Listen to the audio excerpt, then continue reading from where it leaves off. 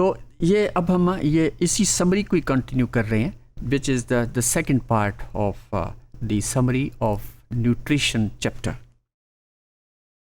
तो ये digestive system और जो कि वर्टिब्रेट्स के अंदर ये one way, it's a tube.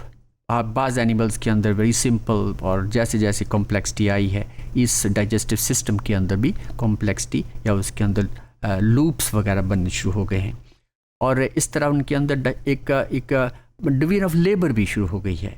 जैसे हम देखते हैं कि माउथ है, फिर उसके बाद ईसोफेगस है, फिर स्टमक है, फिर ड्यूडेनम है, फिर जुजनम है, फिर इलियम है, और इन तमाम पार्ट्स का अपना अपना काम है जो कि हमने जैसे हम डिटेल में देखा up to from then the large intestine है, फिर रेक्टम है, और लास्टली एनस है। तो इनके अंदर इंतहाई कोऑर्डिनेशन है। तो the coordinated contraction of the muscle layer, और इसके अंदर जो फूड का आगे मूव करना इसी गैस्ट्रो इंटेस्टाइनल ट्रैक्ट में अंदर, और इनके अंदर मसल्स का इंतहाई कोऑर्डिनेटेड एक्टिविटी है जिससे फूड आगे मूव करती है, और जैसे जैसे मूव करती है तो हर हिस्सा वो अपना अपना काम परफॉर्म कर रहा है, और इसके अंदर फिर डाइजेशन का प्रोसेस भी हो रहा है, एब्जॉर्प्शन भी हो रही है, एंड सो ऑन।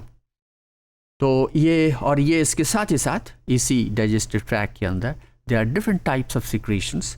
कुछ तो सिक्रीशंस जो हैं वो लिवर से या फिर पेनक्रियाज से आती हैं, और कुछ सिक्रीशंस जो हैं वो इंटेस्टाइन के उसकी अपने वॉल्स के अंदर ग्लैंड्स हैं जो कि सिक्रीट करती हैं।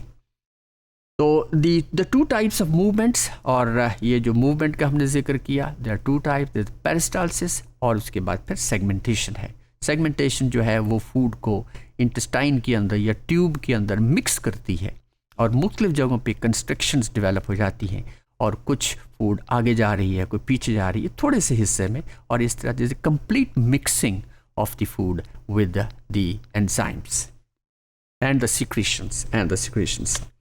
Then most digestion that occurs in the duodenal portion of the small intestine. क्योंकि इंटेस्टाइन के 3 मेन हिस्से हैं, एक तो स्टमक के साथ ही जो कंटिन्यू होता है, that is duodenum, then there is jejunum, और उसके बाद फिर इलियम है। और the products of digestion they are absorbed in the walls of the jejunum and ileum. Duodenum के अंदर ज़्यादातर डाइजेशन होती है, वहाँ पे ऑलमोस्ट यूँ समझें कि नॉट कम्प्लीटली, ऑलमोस्ट डाइजेशन हो जाती है, और फिर आगे jejunum के अंदर, इलियम के अंदर यहाँ पे डाइजेशन भी हो रही है, साथ साथ एब्जॉर्प्शन भी हो रही है। एब्जॉर्प्शन किसकी? प्रोडक्ट्स ऑफ डाइजेशन की। Now in the process of digestion, और इसके बाद बाइल भी मिक्स होती है जो कि लिवर से आती है, और एंड देन और लिवर का जितने भी फिर उसके अपने फंक्शंस हैं वो परफॉर्म होते हैं, जिनके अंदर there are many diverse functions.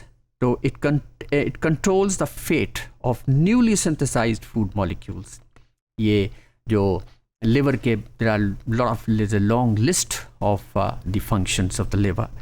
तो stores excess there is glucose to glycogen, और अगर कोई स्टार्वेशन के दौरान, अगर लंबी स्टार्वेशन है किसी एनिमल की या ह्यूमन की, तो जो स्टोर्ड ग्लाइकोजन है जो कि आमतौर पे लिवर के अंदर या मसल्स के अंदर होती है, that is converted into glucose. और ये स्टोर हाउस है, इस लिहाज से ये स्टोर हाउस जो है ब्लड का भी स्टोर हाउस है, और मैक्सिमम जो मेटाबॉलिज्म है वो इस लिवर के अंदर हो रही है। एंड और इसमें हमने जिक्र किया है हुआ है कि इसके अंदर lot of functions of the liver. तो synthesis that is synthesizes that is many blood proteins and converts nitrogenous and other waste into a form that the kidneys then excrete. और ये जो एक यूरिया फॉर्मेशन, ठीक है, उसका जो cycle है वो भी, और urea formation than in different animals ammonia भी बनता है, यूरिक एसिड भी बनता है, यूरिया भी बनता है।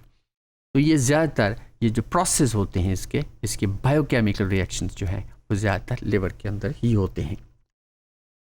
The large intestine has little digestive or nutritional absorptive. इसमें ज़्यादातर विटामिन्स या फिर वाटर एब्जॉर्ब होता है, और इसलिए कहा जाता है कि अगर ज़्यादा एब्जॉर्ब हो जाए वाटर इस लार्ज इंटेस्टाइन के अंदर, तो फीकल मैटर ड्राई हो जाता है, जिसे हम फिर कॉन्स्टिपेशन का लफ्ज़ इस्तेमाल करते हैं।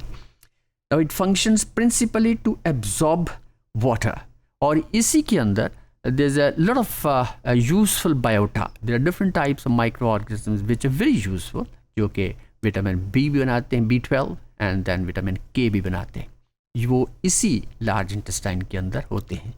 और फिर ये थोड़े अरसे के लिए this faecal matter that is stored in the rectum, और फिर रिफ्लेक्सेस से we feel that is bowelling, और फिर उसके बाद there is defecation of excreta.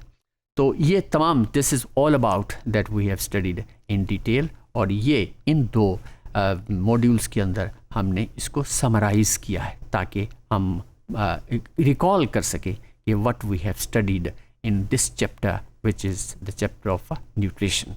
So this is all about, this is the end of this first chapter